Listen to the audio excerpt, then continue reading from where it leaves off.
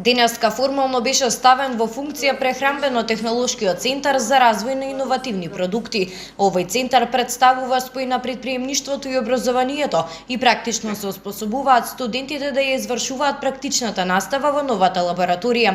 Деканот на Технолошко-техничкиот факултет во Велес Татјана Калевска истакна дека овој центар представува нова понуда за компаниите од прехранбениот сектор за развој на нови иновативни производи. Новата набавена софистицирана лабораторија во рамките на проектот од грантот набавена е апаратура автоматска за анализа на протеини, автоматизирана анализа на масти, исто така инструмент за определување на активитетот на водата, кој што представува еден битен параметар за одредување на рокот на траење на производите. Денеска присутни беа и Сибил Сутер, амбасадорката на Швајцарија во Македонија, како и министерот за локална самоуправа Горан Милевски, кој ги обезбедија средствата за формирање на овој центар.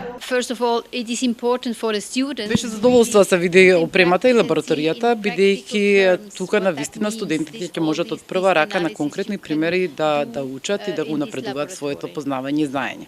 Она што е уште поважно и како идеја веќе беше дискутирано е дека всушност и приватниот сектор ќе биде дел од целиот овој проект.